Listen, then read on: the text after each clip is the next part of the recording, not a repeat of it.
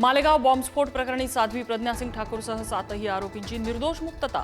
तपासात अनेक त्रुटी, कोर्टाकडून पोलीस तपासावर संशय व्यक्त करत निकाल।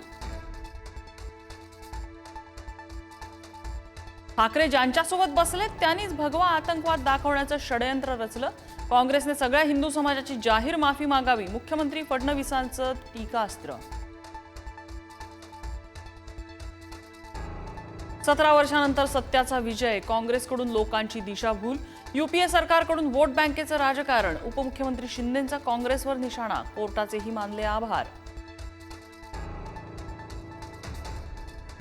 मालेगाव बॉम्बस्फोटातील पीडित सुप्रीम कोर्टात जाण्याच्या तयारीत, आरोपींच्या निर्दोष मुक्ततेविरोधात करणार याचिका, निकालाला स्थगिती देण्याची मागणी।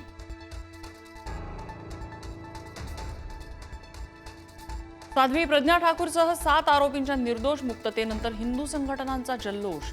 मालेगावात पेढे वाटून आनंद व्यक्त, तर पुण्यात लेफ्टनंट कर्नल प्रसाद पुरोहित यांच्या घरासमोर जल्लोष। मालेगावमध्ये हिंदू संघटना आणि पोलिसांमध्ये वाद, फटाके फोडण्यावरून हिंदू संघटना आणि पोलिसांमध्ये वाद। कोकाटेंकडचं कृषी खातं दत्तात्रय भरणेंना मिळणार असल्याची माहिती। कोकाटेंना क्रीडा खात्याची जबाबदारी मिळण्याची शक्यता, फडणवीस आणि दादांच्या बैठकीत निर्णय झाल्याची माहिती। पुणे ड्रग्ज पार्टी प्रकरणात प्रांजल खेवलकरांसह 5 आरोपींना न्यायालयीन कोठडी। प्रांजल खेवलकर यांच्या मोबाईलमध्ये आक्षेपार्ह चॅट सापडल्याचा पोलिसांचा दावा।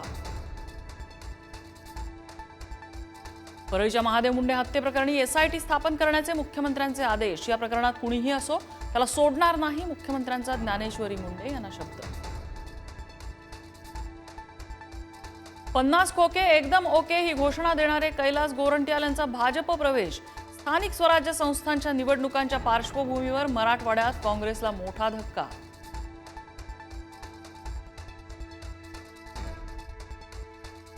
उद्धव ठाकरे 6 ऑगस्टला दिल्ली दौऱ्यावर, इंडिया आघाडीच्या नेत्यांची भेट घेणार। शेतकरी कर्जमाफी, शेतपिकाला हमी भाव, नुकसान भरपाई या मुद्द्यावरून महाविकास आघाडी आक्रमक। आज दिल्लीत संसद भवन परिसरात आंदोलन, केंद्राकडे करणार कर्जमाफीची मागणी।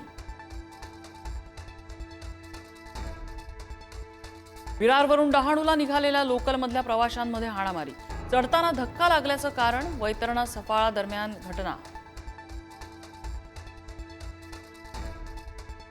13 वर्षीय विद्यार्थ्याचा चक्कर येऊन शाळेतच मृत्यू। जळगावच्या मुक्ताईनगर मधली घटना। चैतन्याच्या मृत्यूनंतर रुग्णालयात नातेवाईकांनी केला आक्रोश। नांदेडमध्ये तरुणीचं अपहरण करणाऱ्या आरोपींची पोलिसांनी काढली धिंड। काल दिवसाढवळ्यात तरुणीला दुचाकीवर बसवून नेत केलं होतं अपहरण। धाराशिव इथल्या जिल्हा स्त्री रुग्णालयात साप, रुग्णालयाच्या आजूबाजूच्या घाणीचं साम्राज्य असल्यामुळे खबर। 2 कोटींचा निधी उपलब्ध असूनही दुर्लक्ष। भंडारा जिल्ह्यात एटीएम मशीनमध्ये विषारी साप, कर्मचाऱ्यांची तारांबळ, अखेर सर्पमित्रांनी विषारी सापाला पकडलं। चिपळूण शहराचं महावितरणचं सबस्टेशन सील, कर थकवल्यामुळे नगरपालिकेची कारवाई। शहराचा वीज पुरवठा खंडित, कर थकल्यामुळे ग्राहकांना फटका।